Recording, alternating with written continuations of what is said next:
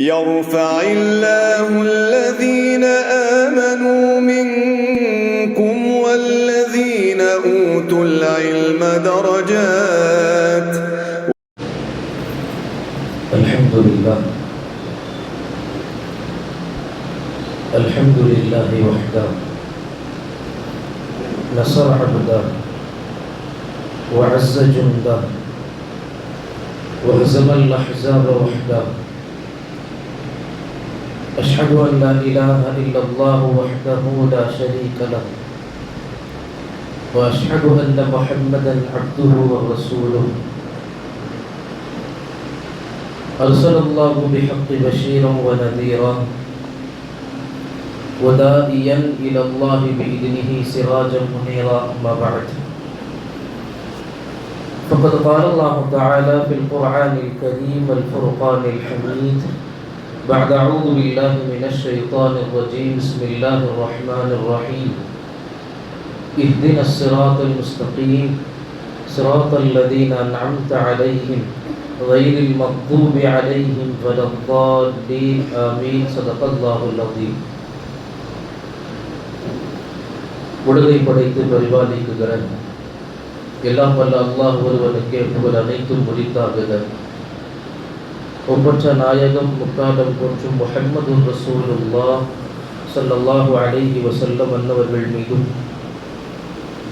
அவர்களை அப்படியே பின்பற்றிய சத்திய சஹாபாக்கள், தாபிஈன்கள், தபஉ தாபிஈன்கள், சுஹதாக்கள், நல்லோர்கள், குறிப்பாக இங்கு வந்திருக்கிற இன்னும் வர இருக்கிற நம் அனைவர்களின் மீதும் அல்லாஹுவின் அன்பும் அருளும் என்றும் என்று நடவட்டுமாக ஆமீன். ஆரம்பமாக மனமார்ந்த சலாத்தினை பதிலை எதிர்பார்த்தவனாய் அஸ்ஸலாமு அலைக்கும் வரஹ்மத்துல்லாஹி வபரகாத்துஹு. அன்புக்கினிய இஸ்லாமிய சொந்தங்களே, ஒவ்வொரு ஜும்ஆவும் இச்சமூகத்திற்கான சிறப்பான நாள் என்று பெருமானார் ஸல்லல்லாஹு அலைஹி வஸல்லம் செய்தி சொல்லுவார்கள். அப்படி இந்த ஜும்மாவையும் அல்லாஹ் நமக்கு சிறப்பானதாய், இம்மை மறுமைக்கான செழிப்பானதாய், உயிருள்ள ஒப்பற்ற முஸ்லிம்களை உருவாக்குகிற நாளாய் அல்லாஹ் இந்த ஜும்மாவை, இந்த நேரத்தை நம் அனைவர்களின் கதிரிலையும் அல்லாஹ் ஏற்பானாக. அல்லாஹ் நம்முடைய குடும்பத்தார்கள், முன் சென்றோர்கள், பின்வரக்கூடிய பிச்சலங்கள் எல்லோரையும் அல்லாஹ் கபூல் செய்வானாக. அன்புக்கினியவர்களே, இந்திய மண்ணில் இஸ்லாமியர்களின் நிலை என்பது மிகவும் கவலைக்கிடமானது. தற்போதைய காலத்தில், எதிர்காலத்தில் இஸ்லாமியர்களின் நிலை இதே போங்கில் இருந்தால் கேள்விக்குறி. ஏனென்றால் இஸ்லாத்தினுடைய அடிப்படை சாரங்களின் மேல் இன்று நேற்றல்ல சுமார் 100 வருடங்களின் உழைப்பின் கீழ் இஸ்லாத்தின் அடையாளங்கள் அழிக்கப்பட்டு வருகிறது. அதில் மிக முக்கியமான இஸ்லாமிய அடையாளம் என்பது இஸ்லாமிய அரண்களை பாதுகாத்து நிற்கிற இஸ்லாமிய கோட்டைகளான மஸ்ஜிதுகள். இந்த நாட்டினுடைய இஸ்லாமிய எதிரிகளின் கழுகும் பார்வை இஸ்லாமிய மஸ்ஜிதுகளின் மேல் இருக்கிறது என்பது புதிய செய்தி அல்ல. ஒரு 100 வருடங்களுக்கான செய்தி. குறிப்பாக இஸ்லாமிய சமூகத்தின் அரணாய் திகழ்கிற மஸ்ஜிதுகளை இச்சமூகத்தை விட்டும் அகற்ற வேண்டும், சமூகத்தை விட்டும் பறிக்கப்பட வேண்டும் என்பது பல இயக்கங்களின் கொள்கை. அன்புக்கினியவர்களே, ஏன் தெரியுமா மஸ்ஜிதுகளை முதல்ல கை வைக்கிறாங்க? நீங்க வரலாறு நெடுக்க பாருங்க. இஸ்லாமியர்களின் மேல் கை வைப்பதாக இருந்தால் இஸ்லாமிய எதிரி சமூகம் முதலில் கையில் எடுப்பது இஸ்லாமியர்களின் மஸ்ஜிதுகளை கை வைக்கும். இது இந்தியாவுக்கு மட்டுமல்ல இந்த செய்தி. நான் சொல்லி வருவது உலக வரலாற்றின் செய்தியே அதுதான். உலக வரலாற்றின் செய்தி. சிலுவை போர் உங்கள் எல்லோருக்கும் தெரிந்த போர், பல முறை பேசிய போர். அதிலிருந்து ஆரம்பித்து துருக்கி ஹிலாஃபத் வீழ்வதற்கு பின்னப்பட்ட பின்னல் வலைகளின் சதிவலைகளின் மிக முக்கியமான அம்பு ஏவுகணைகளின் குறி இஸ்லாமிய மஸ்ஜிதுகள் மட்டும்தான். இது இஸ்லாத்திற்கு புதிதல்ல. ஏன் தெரியுமா? இஸ்லாமிய மஸ்ஜிதுகளை குறிவைக்கிறார்கள். ஏனென்றால் எதிரிகளுக்கு தெரியும் இஸ்லாமியர்களின் பலம் எதுவென்று தெரியும். ஆனால் இந்த சமூகத்திற்கு நம்மின் பலம் தெரியவில்லை. அன்புக்கினியவர்களே, நம்மின் மிகப்பெரிய பலன் நாம் முன்னால் சொன்னதை போல் நம்முடைய மிக பெரும் பாதுகாப்பு கோட்டை என்பது மஸ்ஜிதுகள், அல்லாஹுவின் வீடுகள். அன்பானவர்களே, அந்த வீடுகளை நோக்கித்தான் பெரும் பெரும் போராட்டங்கள், அந்த வீடுகளை தரைமட்டமாக்க வேண்டும் என்பதுதான் தற்போதைய காலத்தின் மிகப்பெரிய சூழ்ச்சி வலைகளின் சாராம்சம். அன்பானவர்களே, நீங்க முதல்ல தெளிவா புரிய வேண்டியது, மஸ்ஜிதுக்கும் ஒரு முஸ்லிமுக்குமான தொடர்பு, ரெண்டு பேருக்குமான இணைப்பாய் அல்லாஹ் இந்த உலகத்துல அப்படி என்ன இணைப்பு வச்சிருக்கிறான். எந்த காலங்களிலெல்லாம் வரலாற்றில் எந்த காலங்களிலெல்லாம் மஸ்ஜிதுகள் தலை சிறந்து இருந்ததோ, மஸ்ஜிதுகள் மகத்துவமாக பார்க்கப்பட்டதோ, மஸ்ஜிதுகள் சமூகத்தார்களால் நிரப்பப்பட்டிருந்ததோ, அந்த காலம் முழுக்க இஸ்லாம் மதிக்கத்தக்கதாக இருந்தது. முஸ்லிம்கள் உலகத்தில் போற்றத்தக்க குடிமக்களாக இருந்தார்கள்.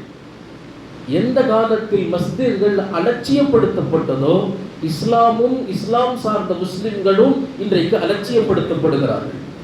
அன்புக்கினியவர்களே, அல்லாஹ் ஏற்படுத்திய தொடர்பு அந்த மாதிரி மஸ்ஜிதுக்கும் முஸ்லிமுக்குமான தொடர்பு. உலகத்தில் அல்லாஹ் தஆலா முதலில் உலகத்தில் ஏற்படுத்திய கட்டிடம் என்ன தெரியுமா? பள்ளிவாசல். உலகத்தில் முதல் கட்டடம் பள்ளிவாசல், கஅபத்துல்லாஹ். ஹஜ்ரத் ஆதம் அலைஹிஸ்ஸலாமால் தொடங்கப்பட்டது கஅபத்துல்லாஹ்.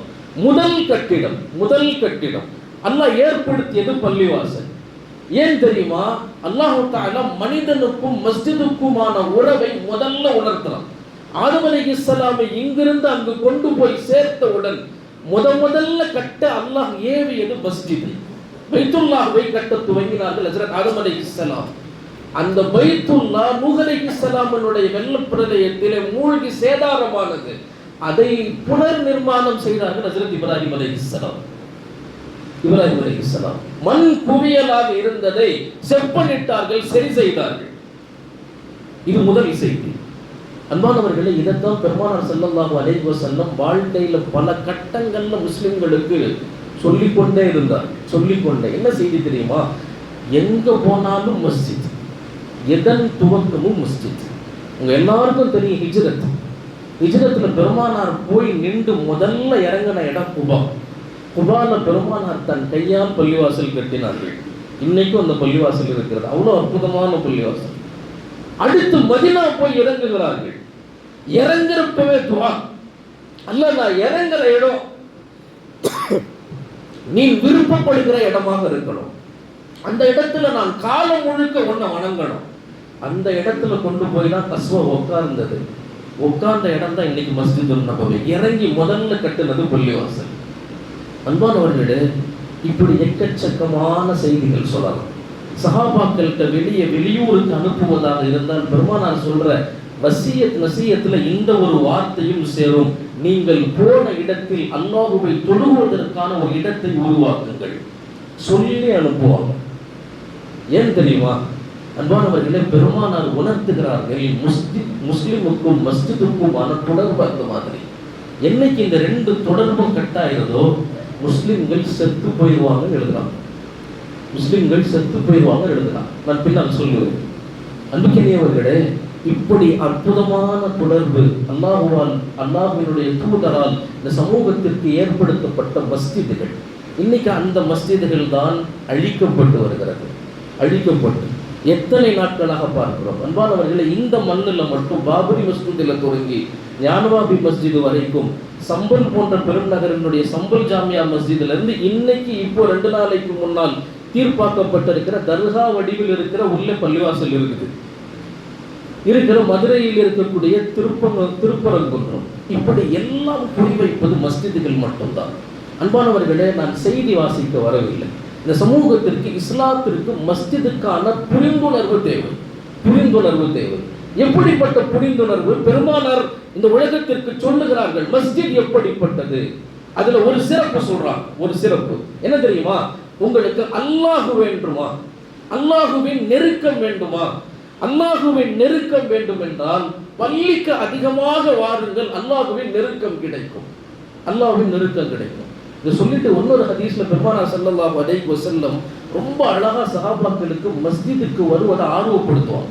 ரொம்ப அழகா எப்படி ஆர்வப்படுத்துவாங்கன்னா, பெருமானார் ஸல்லல்லாஹு அலைஹி வஸல்லம் ஒரு மக்ரிபினுடைய தொழுது முடிச்சுட்டு சஹாபாக்கள் எல்லாரும் உட்கார்ந்துருப்பாங்க. பெருமானார் கொஞ்ச நேரம் பேசுவாங்க, வீட்டுக்கு போயிடுவாங்க. வீட்டுக்கு போயிட்டு இஷாவுக்கு நெருக்கமான நேரம் ஹஜ்ரத் பிலால் பாங்கு சொல்றதுக்காக எழுவார். நபி ஸல்லல்லாஹு அலைஹி வஸல்லம் வீட்டினுடைய திரையை விளக்கிட்டு மூச்சடைக்க ஓடி வருவார். இந்த ரிவாயத்தில் இப்படி வருகிறது, மூச்சு திணற ஓடி வந்தார்கள். ஆனா ஓடி வந்த அந்த ஓட்டத்துல பதட்டம் இல்ல, சந்தோஷம். வேகமா சஹாபாக்கள்கிட்ட ஓடி வந்து பெருமானார் வர்றதை பார்த்த உடனே எல்லாரும் எந்திரிச்சாங்க. நபி ஸல்லல்லாஹு அலைஹி வஸல்லம் சொன்னார்கள், தோழர்களே, நீங்கள் எழ வேண்டாம், அமருங்கள். பஷ்ஷிரு, சுப செய்தி பெற்றுக் கொள்ளுங்கள். என் ரப்பு எனக்கு காட்டினான். என்ன தெரியுமா? மக்ரிபுக்கு பின்னால் நான் உள்ளே சென்று என் வீட்டில் தொழுது கொண்டிருந்தேன். வீட்டுக்கும் பள்ளிக்கும் ரொம்ப தூரம்லாம் இல்லை, இது பள்ளிவாசல், அதுதான் வீடு, அவ்வளவுதான். நான் வீட்டில் தொழுதேன். அல்லாஹ் எனக்கு காட்சி காமித்தான். என் சஹாபாக்களான உங்களை பற்றி மலக்குகளிடத்திலே பெருமையாக பேசுகிறான். என்ன பேசுகிறான் தெரியுமா? வழக்குகளில் பெரும் வழக்குகளை எல்லாம் சூழ அமர வைத்து என் ரப்பு பேசுகிறான், என் அடியார்களை பார்த்தீர்களா? என் வீட்டில் மக்ரிபை தொழுது விட்டு அடுத்து என்னை தொழ வேண்டும் என்று வீட்டில் காத்திருக்கிறார்கள். அவர்களுக்கு சொல்லுங்கள், சுபச்சோபனம் என்று சொல்லுங்கள், உங்கள் ரப்பு உங்களை புகழ்கிறான் என்று சொல்லுங்கள்.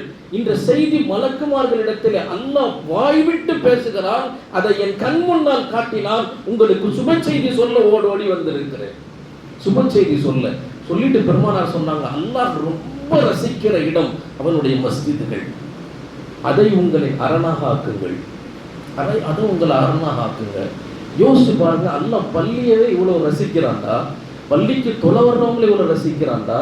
பெருமானார் ஸல்லல்லாஹு அலைஹி வஸல்லம் இன்னொரு ஹதீஸ்ல அல்லாஹ் பள்ளிக்கு அடிக்கடி வருபவரை எவ்வளவு நேசிக்கிறான் அப்படின்னா, ரொம்ப நாள் பிரிஞ்சவங்க சேரும் போது எப்படி சந்திப்பாங்களோ அல்லாஹ் அந்த மாதிரி ஒவ்வொரு தடவையும் பள்ளிக்கு அதிகமாக வருபவர்களை சந்திப்பதில் ஆசைப்படுறாங்க.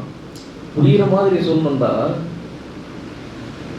கணவன் வெளிநாட்டில் இருக்கிறார், 3 வருஷம் 4 வருஷம் உழைச்சிட்டு இந்த மனைவி குடும்பத்தை எல்லாம் பிரிஞ்சு தன் தாய் மண்ணுக்கு வந்து இறங்கின உடனே அந்த மனைவி கணவனை பார்க்கும்போது அந்த அன்பு இப்படி இருக்கும். 3-4 வருஷம் எங்களுக்காக உழைச்ச நீங்க வந்திருக்கிறீங்க. அந்த மனைவியின் காதல் அந்த கணவன் மீது எப்படி இருக்கும்? அவர்களுடைய பார்வை எப்படி இருக்கும்? அந்த முதல் பார்வை எதையுமே தேவையில்லை, கண் ஆட்டோமேட்டிக்கா கலங்கிடும் இல்லையா? ஏன்னா அது அன்பு. அல்லாஹ் விவரிக்கிறான், பள்ளிக்கு அடிக்கடி வருபவர்களை அல்லாஹ் அப்படித்தான் பார்க்கிறான். பள்ளிக்கு அடிக்கடி வருபவர்கள் அல்லாஹ் அப்படி பார்க்கிறான். மீண்டும் மீண்டும் வருபவர்களை மலக்குமார்களிடத்தில் அல்லாஹ் தஆலா பெருமையாக பேசுகிறான். என் அடியான் என்னை தேடி தேடி ஓடி வருகிறான். அந்த ஓடி வருதலை ரப்பு ரசிக்கிறான். அதை பெருமையாக பேசுகிறான். பெருமானார் ஸல்லல்லாஹு அலைஹி வஸல்லம் ஹதீஸில் சொன்னார்கள். இன்னொரு ஹதீஸ்ல பெருமானார் ஸல்லல்லாஹு அலைஹி வஸல்லம் சொன்னாங்க, பள்ளிக்கு வருபவர்களையே அல்லாஹ் இவ்வளவு நேசிக்கிறான்னா பள்ளிக்காக உழைப்பவர்கள் அல்லாஹ் எவ்வளவு நேசிப்பான். பள்ளிக்காக உழைப்பவர்களை, அதை பாதுகாப்பவர்களை, அதை சுத்தப்படுத்துபவர்களை, அதை நறுமணத்தோடு வைத்திருப்பவர்களை பெருமானார் நிறைய துவா. அல்லாஹ் யார் பள்ளியை சுத்தமாக வச்சிருக்கிறாங்களோ அவங்களை நீ சுத்தப்படுத்து. யார் பள்ளியை நறுமணமாக வைத்திருக்கிறார்களோ அவர்களுடைய வாழ்க்கையை நீ நறுமணமாக்கு. எத்தனை துஆக்கள் பெருமானார் ஹதீஸ்ல சொல்லுவாங்க, ஒருத்தர் ஒரு பள்ளிக்கு விளக்கு வாங்கி கொடுத்தாருன்னா, ஒரு லைட் வாங்கி கொடுத்தாருன்னா, அந்த லைட் எரியிற காலம் முழுக்க அல்லாஹ் 70,000 மகனக்குகளை அவர் பேர்ல வச்சு வச்சிருவாங்க. 70,000 வழக்குகள். வெறும் ஒரு லைட் வாங்கி கொடுத்தா 70,000 வழக்குகளை அல்லாஹ் அவருக்கென்று நியமித்து வைத்து அந்த 70,000 வழக்குகளும் அவருக்காக, அந்த லைட் எரியிற காலமெல்லாம், உபயோகத்தில் இருக்கிற காலமெல்லாம் அவருக்காக துஆ செய்வார்கள். இன்னொரு ஹதீஸ்ல இப்படியே சொல்லுவாங்க, ஒருத்தர் பள்ளிக்கு பாய் வாங்கி, விரிப்பு வாங்கி கொடுத்தாரு. நம்ம பாஷையில பாய் வாங்கி கொடுக்கிறாரு. அந்த பாய் இத்து மண்ணோடு மண்ணாக போகும் வரைக்கும் 70,000 வழக்குகள் அவருக்கு துஆ செய்கிறார்கள். 70,000 வழக்குகள். இப்படி எக்கச்சக்கமான சிறப்புகளை பள்ளிகளோடு பெருமானார் ஸல்லல்லாஹு அலைஹி வஸல்லம் சேர்த்தார்கள். அன்புக்கினியவர்களே, நான் சொல்லிக் கொண்டு வந்தது, அல்லாஹுக்கான தொடர்பு கிடைக்கிற இடம் பள்ளிவாசல். அல்லாஹுவின் நெருக்கம் கிடைக்கிற இடம். சூரத்துல் இஸ்ரா மிஅராஜினுடைய பயணம் ஆரம்பித்த இடம் எங்க? அல்லாஹ் குர்ஆன்ல சொல்லுவான், சுப்ஹானல்லதி அஸ்ரா பி அப்திஹி லைலம் மினல் மஸ்ஜிதில் ஹராம் இலல் மஸ்ஜிதில் அக்ஸா. என்னை சந்திக்க பெருமானாரை அழைத்தேன். அந்த அழைப்பின் பயணத்தின் துவக்கம் மஸ்ஜிதுல் ஹராமில் தொடங்கியது. ஃபர்ஸ்ட் ஸ்டாப்பிங் எங்க போய் நின்றது? மஸ்ஜித் அக்ஸால நின்றது. அங்கிருந்து டைரக்டா அல்லாஹ்வை சந்திக்கிற பயணம். அல்லாஹுவை சந்திக்கும் பயணத்தின் துவக்கம் பள்ளியில் இருந்து. இமாம் குர்துபி ரஹிமஹுல்லாஹ் இதுக்கு கீழே ஒரு செய்தி சொல்லுவாங்க, அல்லாஹுவின் நெருக்கம் வேண்டுமா, அல்லாஹுவின் நெருக்கத்தின் உணர்வை நீங்கள் சுவைக்க வேண்டுமா, அதிகமாக பள்ளிக்கு வாங்க, அதிகமாக பள்ளிக்கு வாருங்கள், அல்லாஹ்வுடைய நெருக்கத்தை உங்களுக்கு தருவான் என்று எழுதுவார்கள். அன்புக்குரியவர்களே, ஒரு சமூகத்தினுடைய மாற்றம் நடக்குகிற மிக முக்கியமான இடம்ங்கிறது பள்ளிவாசல். ரொம்ப முக்கியமான இடம் பள்ளிவாசல். எனவேதான் பெருமானார் ஸல்லல்லாஹு அலைஹி வஸல்லம் எல்லா கட்டத்திலும் பள்ளிவாசல்களோடு இந்த சமூகத்தை இணைச்சாங்க. எந்த அளவுக்கு இணைத்தார்கள் என்றால், ஒரு பள்ளினா இன்னைக்கு நம்ம பார்க்கறது என்ன? 5 வக்து தொழுகை. அது அல்லாமல் வருஷத்துக்கு 2 ஈத், அவ்வளவுதான். இவ்வளவுதான் நம்ம பள்ளிக்கு நம்முடைய பின்பம்ங்கிறது இவ்வளவுதானே. ஆனால் இல்லை, பெருமானார் ஸல்லல்லாஹு அலைஹி வஸல்லம் விடிய காலையிலிருந்து நைட்டு வரைக்கும் எல்லாரும் பள்ளிக்கு வந்துகிட்டே இருக்கணும். அதுக்கு என்ன செஞ்சாங்கன்னா, பெருமானார் காலத்தில் கட்டப்பட்ட ஒவ்வொரு பள்ளிகளிலும் 5 அம்சங்கள் இருந்தது. 5 அம்சங்கள் இருந்துச்சு. நபி ஸல்லல்லாஹு அலைஹி வஸல்லமுடைய காலத்தில் கட்டப்பட்ட பள்ளிகள்ல 5 அம்சங்கள் இருந்தது. ஒவ்வொன்றும் அற்புதம். ஏன்னா எல்லாரும் இங்க வரணும், எல்லாத்துக்குமான தீர்வு இங்க தான். இந்த சமூகத்திற்கு நாயகம் உணர்த்தினார்கள். அதுல முதலாவது என்ன தெரியுமா? பள்ளிங்கிறது வெறும் இபாதத் செய்கிற இடம் மட்டுமல்ல, மாறாக பள்ளிங்கிறது அறிவை போதிக்கிற இடம். எனவேதான் அரபியில் மஸ்ஜிதுக்கு தமிழ்ல நம்ம பள்ளிவாசல்னு சொல்லுவோம். பள்ளி என்றாலே கல்வி போதிக்கும் இடம் என்று பொருள். இந்த இடத்துல கல்வி போதிக்கப்படணும். இதை பெருமானார் ஸல்லல்லாஹு அலைஹி வஸல்லம் பல முறைகள் ஊக்குவித்தார்கள். ஒரு ஹதீஸ்ல பெருமானார் சொல்லுவாங்க, மன் கதா இலல் மஸ்ஜித், யார் ஒருவர் பள்ளிக்கு வருவாரோ, லா யுரீது இல்லா அன் யதஅல்லம கைரன் அவ் யுஅல்லமஹு, ஒரு நல்லவான விஷயத்தை கற்றுக்கொள்ளவோ அல்லது ஒரு நல்ல மார்க்க காரியத்தை கற்றுக்கொள்ளவோ அல்லது கற்றுக் கொடுக்கவோ இந்த நாட்டத்தோடு மட்டும் ஒருவர் பள்ளிக்கு வந்தார். உதாரணமா ஜும்மால இருந்து ஒரு ஜும்மாக்காக ஒருத்தர் புறப்படுறார். வீட்டில இருந்து புறப்படும் போது இன்னைக்கு நல்ல தகவல்கள் ஏதாவது ஒன்று கேட்டு அது வாழ்க்கையில் அமல் செய்யணும். ஒரு இல்மை கற்றுக்கொள்ளவோ அல்லது கற்றுக் கொடுக்க இந்த நோக்கத்தில் மட்டும் ஒருவர் பள்ளிக்கு வந்தால், கான லஹு க அஜ்ரி ஹாஜின் தாமன் ஹஜ்ஜதஹு, ஒரு பரிபூர்ணமான ஹஜ் செய்தால் ஒரு ஹாஜிக்கு என்ன கூலியோ அந்த கூலியை பள்ளியிலிருந்து வெளியே போகிற போது அல்லாஹ் அவருக்கு தருகிறான் என்று பெருமானார் ஸல்லல்லாஹு அலைஹி வஸல்லம் எழுதினார்கள். அன்புக்குரியவர்களே, பரிபூர்ணமான ஹஜ்ஜுக்கான கூலி யார் பள்ளிக்கு இல்மை நாடி வருகிறாரோ அந்த வகையில நம்ம எல்லாரும் பொறாமப்படத்தக்க ஆட்கள் யார் தெரியுமா? தெரிஞ்சோ தெரியாமலோ அல்லாஹ் இங்கே கொண்டு வந்து விட்ட மாணவர்கள். இங்க இருக்கிறதே படிப்புக்காக மட்டும்தான். வீட்டை பிரிஞ்சு அங்கிருந்து வரும்போது அவங்களுக்கு அந்த வயசுல அது கஷ்டமா தெரியலாம். ஆனால் உண்மையாக மார்க்க கண் கொண்டு பார்க்கும் அறிஞர்களுக்கு அவங்க மேல பொறாம வரும். ஏன்னா 24 மணி நேரம் பள்ளியில் இல்மு மட்டும்தான் நோக்கமே. இந்த நோக்கத்தோடு வந்தால் பள்ளியில இல்மு படிக்க வருகிறேன் என்று வந்தால் ஒவ்வொரு நாளைக்கும் ஒவ்வொரு மணி நேரத்திற்கும் பரிபூர்ணமான ஹஜ்ஜி நன்மை என்றால் அல்லாஹ் எவ்வளவு பள்ளியின் பக்கம் வருபவர்களை நேசிக்கிறான் பாருங்கள். இதுதான் பெருமானார் ஸல்லல்லாஹு அலைஹி வஸல்லம் பள்ளியின் பக்கம் நெருக்கினார்கள். கல்வி சார்ந்த விஷயங்கள் பள்ளியில தான் நடக்கும். எனவே நீங்க இப்பயும் மஸ்ஜித் நபவிக்கு போனா அஸ்ஹாபு சுஃபா இருக்கும். அஸ்ஹாபு சுஃபா வீட்டை ஒட்டிய திண்ணையில் ஆரம்பித்தது பள்ளிவாசல். பள்ளிவாசல் ஆரம்பிச்ச முதல் இடம் என்ன தெரியுமா?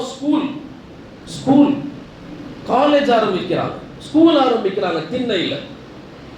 இன்றைக்கும் இருக்கிறது. அங்க படிச்ச மிக பெரும் சஹாபாக்கள் தான் இன்றளவுக்கு மார்க்கத்திற்கான உஸ்தாதுமார்கள். அன்புக்குரியவர்களே, இன்றைக்கு சமூகத்திற்கு தேவையான விஷயம் என்ன தெரியுமா? குறைஞ்சபட்சம் எல்லா பள்ளியிலையும் கட்டமைப்பு இஸ்லாம் சொல்லித் தருகிறது. முதல்ல ஒரு பள்ளின்னா அங்க எஜுகேஷன் சிஸ்டம் இருக்கணும், அங்க ஸ்கூல் இருக்கணும். ஸ்கூல் வைக்க முடியல, இடம் இல்லை, சூழல் அந்த மாதிரி அமையலைன்னா அட்லீஸ்ட் தொடக்க பள்ளியாவது இருக்கணும். ஒரு 5ஆம் கிளாஸ் வரைக்கும் ஒருத்தன் வந்தான்னா அவன் வீட்டில இருந்து பள்ளிவாசலுக்கு தான் வரணும். படிக்கணும்னா பேக்கை தூக்குனா ஸ்கூல் இல்லை, அவனுடைய மண்டையில ஃபிக்ஸ் பண்ணணும். இஸ்லாம் சொல்லுது முதல்ல நீங்க எங்க வரணும் தெரியுமா? பள்ளிக்கு வரணும். அட்லீஸ்ட் ஒரு 5 வகுப்பு வரைக்குமாவது எல்லா பள்ளிகள்லையும் முடியாட்டி விஸ்தீர்ணமான பல பள்ளிகள் அல்லாஹ் கொடுத்திருக்கிறான். ஒரு தரமான ஆசிரியர் வைத்தோ நிர்வாகிகள் அதை உருவாக்கினால் இந்த சமூகம் எவ்வளவு ஜொலிப்பா இருக்கும் பாருங்க. 5 வயசு முடிக்கிறதுக்குள்ள மிகப்பெரிய ஹாஃபிஸ் ஆயிடுவார். 5 வயசு முடிக்கிறதுக்குள்ள மார்க்க பற்று இருக்கும். 5 வயசு முடிக்கிறதுக்குள்ள ஸ்கூல்ல என்ன தகுதிகள்லாம் உலகம் சார்ந்தது இருக்குமோ அதை விட பன்மடங்கு சிறந்தவனா வெளியே வருவான் வெறும் 5 வருஷத்துல. தொடக்க கல்வி அதுவும் முடியலையா, அட்லீஸ்ட் ரொம்ப ரொம்ப ரொம்ப கடைசி தரம் டியூஷன் சென்டராவது பள்ளிவாசல்கள் தற்போதைய காலத்தில் வைக்கணும். டியூஷன் சென்டராவது வைக்கணும். குழந்தைகளை பள்ளிக்குள்ள கொண்டுட்டு வரணும். பெருமானார் ஏற்படுத்திய வழிகளில் முதலாவது கல்வி பள்ளியிலிருந்து தான் வெளியே போகணும். அந்த கல்வி தான் பறக்குது. என்னைக்கு இந்த கல்வி கூடங்கள் பள்ளியிலிருந்து வெளியே கொண்டு போயிடப்பட்டுச்சோ அன்னைக்கே இந்த கல்விங்கிறது அனாச்சாரமா மாறிடுச்சு. அது வரைக்கும் ஒழுக்க வடிவில் இருந்த கல்வி இன்றைக்கு அவமானங்களை போதிக்கிறது, ஆபாசங்களை போதிக்குது. எல்லா கெட்ட பழக்கங்களும் இன்னைக்கு கல்வி கூடங்கள்ல தான் கற்றுக்கொள்ளப்படுது. ஏன் தெரியுமா? கல்வி போதிக்கப்படுகிற இடம் இன்னைக்கு மாறி போயிடுச்சு. முதலாவது செய்தி, பெருமானார் ஸல்லல்லாஹு அலைஹி வஸல்லம் கல்வி கூடங்களை பள்ளிகளோடு இணைத்தார்கள். இது முதல் செய்தி. இரண்டாவது, பெருமானார் ஸல்லல்லாஹு அலைஹி வஸல்லம் செய்தது என்ன தெரியுமா? நீதிமன்றங்களை பள்ளிகளோடு இணைச்சாங்க. நீதிமன்றங்களை பள்ளிகளோட. இது அல்லாஹ் குர்ஆன்லயும் உணர்த்தி காட்டுவோம். நீதிமன்றங்கள் பள்ளியோட தான் இருக்கணும் அப்படிங்கிறத அல்லாஹ் குர்ஆன்லயும் சொல்லலாம். குர்துபி ரஹிமஹுல்லாஹ் ரொம்ப அழகா இந்த செய்தியை சொல்லுவாங்க. அதில் தாவூத் அலைஹிஸ்ஸலாம் பற்றி ஒரு வசனம் வரும். தாவூத் அலைஹிஸ்ஸலாம் தன்னுடைய வீட்டினுடைய ஒரு பகுதி, அந்த பகுதியில தான் எப்பயுமே தொழுவாங்க. அந்த பகுதிக்கு குர்ஆன் பேரிடும் மெஹராப்னு பேரிடும். தன்னுடைய வாழ்க்கை முழுக்க தொழுத இடம் அது. வீட்டின் ஒரு பகுதியை பள்ளிவாசலா ஒதுக்கி அங்கதான் தாவூத் அலைஹிஸ்ஸலாம் அதிகமாக இருப்பார்கள், அங்கதான் அதிகமாக தொழுவாங்க. அப்படி தொழுது கொண்டிருக்கிற போது திடீர்னு ஒரு 4 பேர் வெளியே இருந்து கதவை தட்டுறாங்க. வீடு பூட்டிருக்க தாவூத் அலைஹிஸ்ஸலாம் தொழுதுட்டு இருக்கிறாங்க. இத குர்ஆன்ல அல்லாஹ் சொல்வான், இதா தஸலு அலா தாவூத ஃபஃஸிஅ மின்ஹும். என்ன செஞ்சாங்க? தட்டி பார்த்தாங்க, திறக்கல. செவுரேறி குதிச்சு உள்ள வந்துட்டாங்க. உள்ள வந்து குதிச்ச உடனே தாவூத் அலைஹிஸ்ஸலாம் டக்குன்னு பயந்துட்டாங்க. பயந்து திரும்பி பார்த்தாங்க. பார்த்தா ஒரு கூட்டம் நிக்குது. அந்த கூட்டம் சொல்லுச்சு, தாவூத் காலு லா தஃப் கஸ்மானி பகா பஅதனா அலா பஅதின் ஃபஹ்கும் பைனனா பில் ஹக். நாங்க வந்து வீட்டுல கலவரம் பண்ண வரல, திருட வரல. எங்க 2 தரப்புகளுக்கும் ஒரு சண்டை வந்துருச்சு. எங்களுக்கு மத்தியில தீர்ப்பு செய்யுங்க. தீர்ப்பு செய்கிற இடம் இதுதான் என்று எங்களுக்கு தெரியும். நாங்க எவ்வளவோ வெளியே இருந்து கத்துனோம், குரல் கொடுத்தோம், உங்களுக்கு கேட்கல. அந்த தீர்ப்பின் அவசரத்தால் உள்ள வந்துட்டோம். இதுக்கு கீழே இமாம் குர்துபி ரஹிமஹுல்லாஹ் சொல்லுவார்கள், மஸ்ஜிதுகள் தான் நீதிமன்றங்களாக இருக்க தலை சிறந்த இடம். அப்படி மஸ்ஜிதுகள் நீதிமன்றங்களாக இருந்துச்சுன்னா என்ன நடக்கும்னா 2 விதமான விஷயங்கள் நடக்குமா. ஒன்று, அல்லாஹ் தீர்ப்பை அவன் புறத்தில் இருந்து தருவான். 2வது, பிரச்சனைகளுக்கான தீர்வுகள் மிக சீக்கிரமாக கிடைக்கும். பிரச்சனைகளுக்கான தீர்வுகள் வாய்தா, இந்த வாய்தா, அடுத்த வாய்தா, மௌத்தா போனாலும் வாய்தா நடந்துகிட்டே இருக்கும். கேஸ் முடியாது. அவமானமான தீர்ப்புகள், தலைகுறைவான தீர்ப்புகள், இதுவெல்லாம் வராது. ஏன் தெரியுமா? இது அல்லாஹ்வின் வீடு. அந்த தீர்ப்புக்கு அவன் பொறுப்பாளனாக இருப்பான் என்று இமாம் குர்துபி ரஹிமஹுல்லாஹ் எழுதுகிறார்கள். எனவே நீதிமன்றங்கள் அது மஸ்ஜிதுகளாக இருக்க வேண்டும். இது 2வது செய்தி. 3வது என்ன தெரியுமா? மஸ்ஜிதுகள் வெறும் பள்ளிவாசல் தொழுகைக்கான தீர்ப்புக்கான இடங்கள் மட்டுமல்ல, இது பயிற்சி கூடமா இருக்கும். ஆயிஷா ரலியல்லாஹு அன்ஹா அறிவிக்கிற மிகப்பெரிய அற்புதமான ஹதீஸ் உங்க எல்லாருக்கும் தெரிஞ்சிருக்கும். அபிசீனிய வீரர்கள் அம்பிரியும் பயிற்சிகளை பள்ளிவாசல்ல செய்வாங்க. நீங்க மதீனாவுக்கு போனா அல்ஹம்துலில்லாஹ் மஸ்ஜித் நபவியில இன்னைக்கும் எல்லா பகுதியும் சுத்தி கட்டியிருப்பாங்க. அந்த வழிகாட்டி சொல்லி காமிச்சாரு, அந்த நடுவில் இருக்கிற பள்ளி அந்த பகுதி மட்டும் எந்த சஹாபாக்கள் பயிற்சிகள் அம்பிரியும் விளையாட்டுகள் விளையாண்டு குதிரை ஏறும் பயிற்சிகள்லாம் செஞ்சாங்களோ அந்த இடம் மட்டும் கட்டப்படாம பள்ளிக்கு நடுவுல உள்ள குடம் போட்டிருப்பாங்க. அது ஏன்டா? இந்த இடம் பயிற்சி செய்த இடம். பள்ளி அங்க இருக்கும், இடம் இங்க இருக்கும்.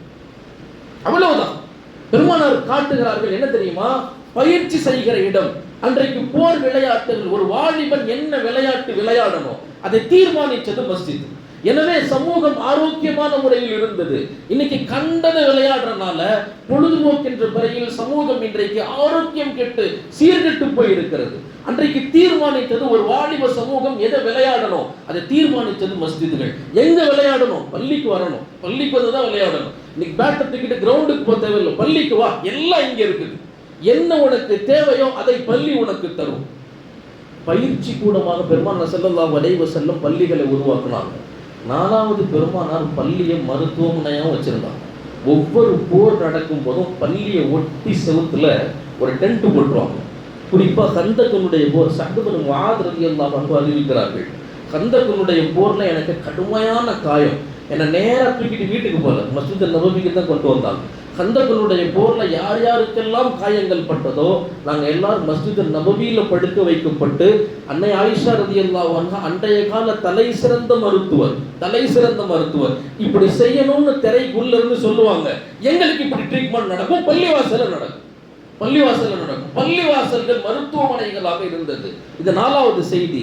5வது என்ன தெரியுமா? பள்ளிவாசல்கள் அரசியல் ஆலோசனை கூடங்களாக, குறிப்பாக பார்லிமெண்டா இருந்துச்சு. நீங்க இன்னைக்கும் பெருமானார் ஸல்லல்லாஹு அலைஹி வஸல்லம் பள்ளிவாசலுக்கு போனீங்கன்னா பல தூண்கள் அங்க இருக்கும், பல தூண்கள்.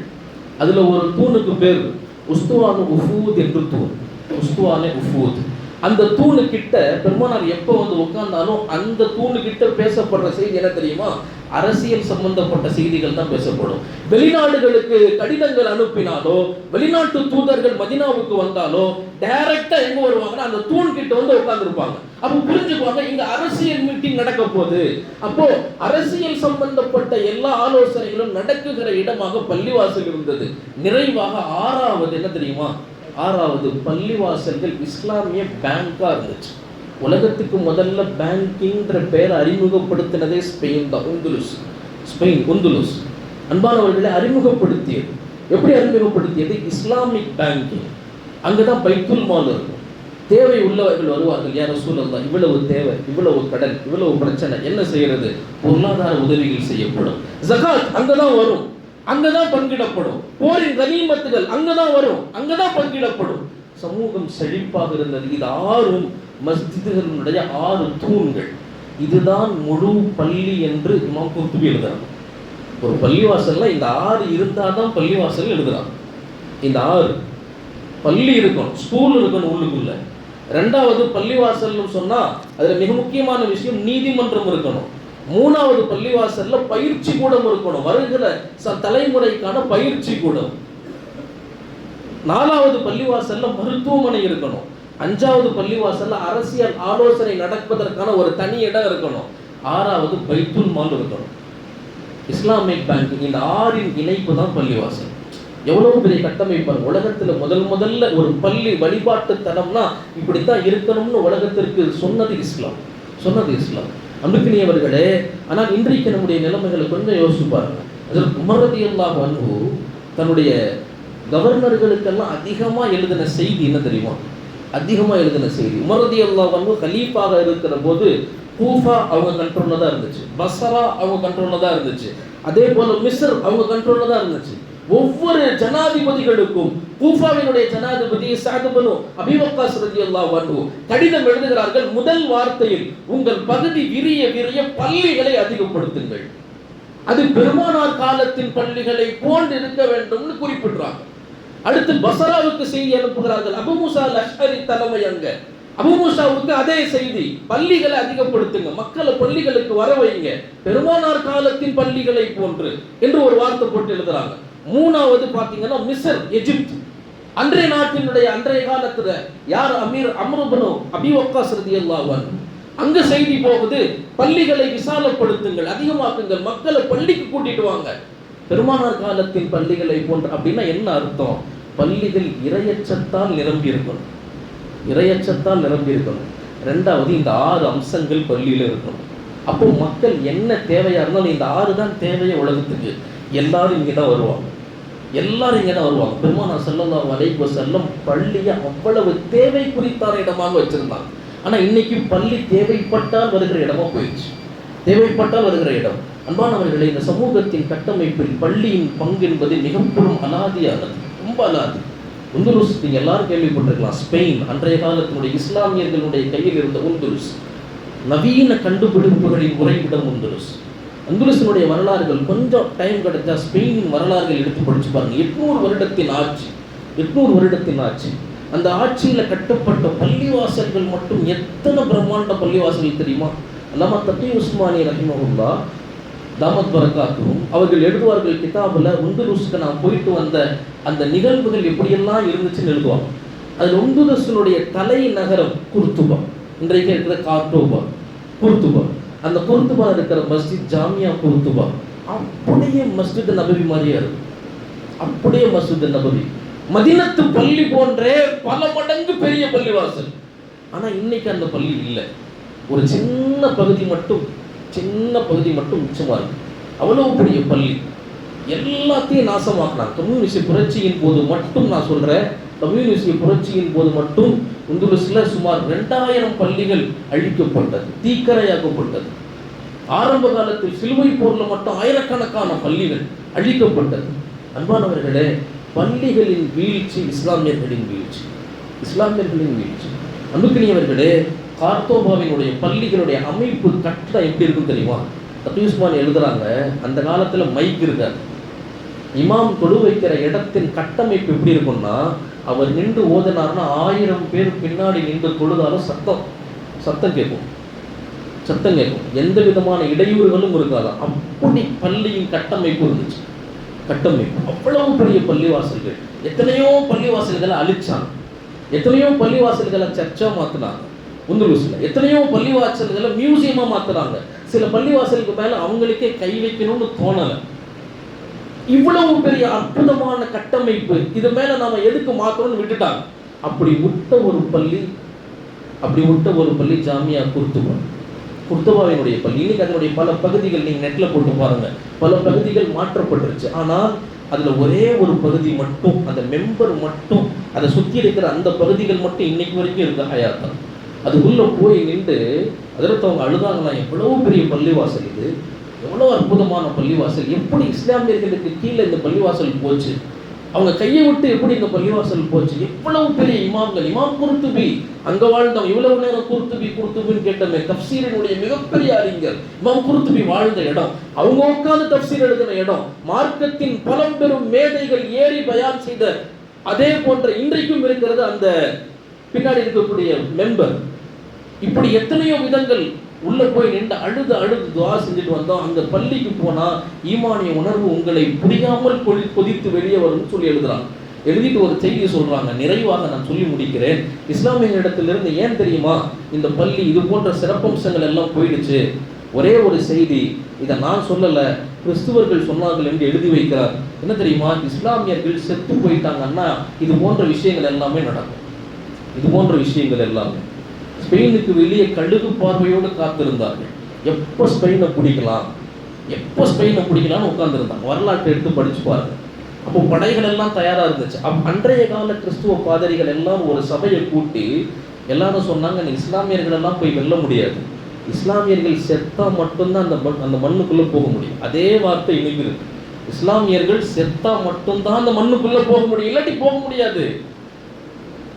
படை கேட்டது, அவங்க எப்போ மூத்தா போகிறது, நாம எப்போ உள்ள போகிறது? அவங்க சொன்னாங்க, இஸ்லாமியர்கள் செத்தால்னா அவங்க உலகத்தின் பார்வையில் செத்தால் இல்லை, மார்க்கத்தின் பார்வையில் செத்தால். அது எப்படி கண்டுபிடிக்கிறது தெரியுமா? இதே தக்யூஸ்மான் எழுதுறாங்க, 28 மணி நேரம் 2 நாள் 28 மணி நேரம் 1.25 நாள் ஒரு ஆளை ஊருக்கு அமிச்சாங்க. குர்துபா நகரத்துக்கு உள்ள அமிச்சு நகரத்தினுடைய மைய சாலையில் நிற்க வச்சு பெருமானாரை பற்றி தப்பா பேச வச்சான். அதை கேட்டு போகிற மக்கள் யாருமே அவனை கண்டுக்கல. எல்லாரும் நினைச்சாங்க, பைத்தியக்காரன் புலம்பிட்டு போகிறான், இதில் என்ன இருக்குன்னு நினைச்சாங்க. வேற எதுவுமே செய்யலை. ரெண்டாவது, அவன் ஒவ்வொரு பள்ளிவாசலாக போய் பார்த்தான். பிரம்மாண்ட பள்ளிவாசல்கள். ஆனால் தொழுகைக்கு 1 சப்பு 2 சப்பு தான் இருந்துச்சு. 50 பேர். பள்ளியில் இரையச்சங்கள் இல்லை. இதை நேராக வெளியே போய் 28 மணி நேரம் கழித்து வெளியே வந்து இதை சொன்னான். 1.25 நாள் உள்ள இருந்தேன், பெருமானாரை திட்டின என் மேலே ஒருத்தன் கை வைக்கல. பெரும் பள்ளிவாசல்ல 1 சப்பு 2 சப்பு தான் பட்ஜெட்ல நிற்கிது, வேற யாருமே இல்லை. இப்போ பாதிரியார்கள் சொன்னார்கள், இஸ்லாமியர்கள் செத்து போயிட்டாங்க, நீங்க போய் போர் செய்யுங்க. இஸ்லாமியர்கள் செத்து போயிட்டாங்க, நீங்க போர் செய்யுங்க. 800 வருட ஆட்சி வெறும் ஒரு சில ஆண்டுகள்ல முடிஞ்சு போச்சு. 10 வருஷத்துக்குள்ள முடிஞ்சு போச்சு. 800 வருடத்தின் ஆட்சி. அன்பானவர்களே, என்றைக்கு பள்ளிகள் சிறப்பித்து நிற்குமோ இஸ்லாம் சிறப்பாக இருக்கும். என்னைக்கு பள்ளிவாசல் வெறும் தொழுகை இடம், போனால் போவோம், வேண்டாம் விருப்பாக மாறுகிறதோ இஸ்லாம் வேண்டா வெறுப்பாக மாறிடும். இன்னைக்கு அப்படித்தான் மாறிடுச்சு. இன்னைக்கு நம்மள நிறைய உலமாக்கள் ஆக்ரோஷப்படுறாங்க, வாங்க சண்டைக்கு வாங்க, வந்து போருக்கு நில்லுங்க, வாலிபர்களை திரட்டுங்க. வேலைக்கே ஆகாது. உந்துருஸில் போய் நிற்கும் போது லட்சக்கணக்கான படம் நின்றுச்சு, ஒன்றும் செய்ய முடியல. வெறும் 300 பேர் 1000 பேர்த்த சாட்ச வரலாறுகள் கொண்ட பாரம்பரியத்தில் வந்தவங்க லட்சக்கணக்கான படைகளோடு போய் அடித்து ஒன்றும் இல்லாமல் திரும்பி வந்த வரலாறுகள்லாம் வந்துச்சு. முதல்ல நீங்கள் வர வேண்டிய இடம் என்ன தெரியுமா? பள்ளிவாசலுக்கு வரணும். ஷைத்தான் அங்கே தான் விடவே மாட்டான். நீ சண்டைக்கு வா, போர் பயிற்சி எடுத்துக்க, இதுவெல்லாம் தற்போதைய காலத்தில் விதண்டாவாதம் என்று சொல்லுங்கள். முதல்ல நீ பள்ளிவாசலுக்கு வா, அல்லாஹ் வழிகாட்டுவான். இந்த உணர்வு தான் இன்னைக்கு கொஞ்சம் கொஞ்சமாக அழிஞ்சுக்கிட்டே வந்துருச்சு. இயக்கங்கள் பல வந்திருக்கலாம், நான் யாரையும் குறிப்பிட்டு சொல்லலை. எல்லாரும் கடுகு பார்வை, கடுமையான போராட்டம், அதுக்கான போராட்டம், இதுக்கான கோஷம். பள்ளிவாசலில் வந்து அல்லாட்ட எத்தனை பேர் கோஷம் போட்டிருக்கோம்? அல்லாஹ்வினுடைய வீட்டில் பலிக்காத கோஷம் தெருவில் பழிச்சிருமா? அன்பானவர்களே, கொஞ்சம் கவனமா, பசீரத்து நல்லா ஒன்று கொடுத்துருக்கான், ஆழ்ந்து சிந்திக்கும் பார்வை. அது எல்லா முஸ்லீம்களுக்கும் நல்லா கொடுத்துருக்கான். இன்னைக்கு அதைத்தான் ரப்பரை வச்சு அழிச்சுட்டான். ஆழ்ந்து சிந்திக்கும் பார்வை இது இஸ்லாமியர்கள்ட்ட இருந்துச்சு, இன்னைக்கு அது இல்லை. அதை பற்றி பேசினாலே தூக்கம் தான் வரும். அன்பானவர்களே, இன்றைக்கு அப்படிப்பட்ட தூர நோக்கும் பசீரத்தும் இந்த சமூகத்திலிருந்து அழிக்கப்பட்டுருச்சு. எங்கே போய் நிற்கணும்? நீ எங்கேருந்து ஆரம்பிக்கணும்? பத்ருக்கு இடத்துக்கு போன பெருமானார் ஸல்லல்லாஹு அலைஹி வஸல்லம், நீங்கள் இன்னைக்கும் பத்ருக்கு போனாங்க, மஸ்ஜித் உண்டு, போய் நைட்டெல்லாம் ப்ராக்டிஸ் பண்ணுங்க, போருக்கு தயாராகுங்க. எத்தனை வால் வச்சிருக்கிறீங்க, எத்தனை குதிரை வச்சிருக்கிறீங்க, எவ்வளோ ஒட்டகம் வச்சிருக்கிறீங்க, அங்கே நின்றா எங்கே அடிக்கணும், எங்கே நின்றா எங்கிட்டு போகணும், டைரக்ஷன் எதுவும் பண்ணல. ஓய்விடுங்க, காலையில் போர் செய்யணும், தஹஜ்ஜத் தொழுவுங்கன்னு போயிட்டா. போய் இரவு முழுக்க கால் வழிக்க கண்வீங்க அழுது தொழுத இடத்தின் பரக்கத் இன்னைக்கும் பதிலில் இருக்குது. அந்த பள்ளிவாசல் அதனுடைய வெற்றி தான் பதிலினுடைய வெற்றி. அன்பானவர்களே, துவக்கத்தை ஆரம்பி. போய் களத்தில் டைரக்டாக நிற்க முடியாது. ஆயுதம் திரட்டும் இடம் பள்ளிவாசல் தான். இதைத்தான் இன்னைக்கு அழிச்சிட்டான். அரசியல் பலம் இருந்தா, ஆயுத பலம் இருந்தா, போர் பலம் இருந்தா, இந்த வியூகம் இருந்தா, அந்த வியூகம் இருந்தா, எத்தனையோ சொல்லலாம். இன்னைக்கு சமூகத்தினுடைய பார்வை அப்படியே திரும்பி போயிருச்சு. ஒன்றும் தேவையில்லை, கையில் ஒன்றுமே இல்லாமல் கல்புல அல்லாஹுவோடு போய் நின்றால் நீங்க போராடணும்னு தேவையில்லை. அல்லாஹ் மலக்குகளை இறக்குவான். இதுதான் இந்த சமூகம். குர்ஆன் சொல்கிற செய்தி. இதை கிரகிக்கிறது கஷ்டம்தான். ஏன் தெரியுமா? நம்முடைய கடிவாளங்கள் துன்யாவின் பக்கம் திரும்பி விட்டது. நம்ம புலம்புவோம், இப்படி நடக்குதா ஆச்சு, அப்படி நடக்குதா ஆச்சு, இது நடக்குதா ஆச்சு, டீ கடை வரைக்கும் தான் அந்த புலம்பு. வீட்டுக்கு போயிட்டா நாளைக்கு என்ன பிரியாணியா இல்லையா, இன்னைக்கு என்ன வெள்ளிக்கிழமை ஜும்மாக்கு கறி இருக்கா இல்லையா, சிந்தனை மாறி போயிடும். அன்பானவர்களே, பள்ளி ஒரு சமூகத்தின் வளர்ச்சிக்கான பாதை. என்னைக்கு இந்த பள்ளியின் பக்கம் கூட்டம் நிரம்புகிறதோ, அல்லாஹ் தஆலா இந்த பள்ளியை பார்த்து பெருமானார் ஸல்லல்லாஹு அலைஹி வஸல்லம் சொன்னாங்க, முத்தகீன்கள் குடியிருக்கும் இடம் பள்ளிவாசல். முத்தகீன்கள் குடியிருக்கும் இடம். யார் பள்ளிக்கு அதிகமாக வந்துக்கிட்டே இருக்காங்களோ அல்லாஹ் தஆலா அவர்களை முத்தகீன்களாக மாற்றுகிறார். யார் பள்ளியை விட்டு தூரமாகிக்கிட்டே இருக்கிறாங்களோ அல்லாஹ் அவர்களை வலாலத்தின் பாதையின் பக்கம் கொண்டு போகிறான். அல்லாஹ் நம்மை பாதுகாப்பானாக. பள்ளியினுடைய மகத்துவத்தை அல்லாஹ் புரிய வைப்பானாக. சமூகத்தின் கேந்திரங்களாக, கோட்டைகளாக இருப்பது அல்லாஹ்வின் பள்ளிவாசல்கள். உணர்வோம், உணர்ச்சி பெறுவோம். அல்லாஹ் நம்மை உணர்ந்த சமூகமாக மாற்றி பள்ளியில் எப்போதும் நிரப்பமாக, நிறைவோடு, அன்போடு பள்ளிக்கு வருகிற தௌஃபீக்கினை அல்லாஹ் நமக்கு தருவானாக.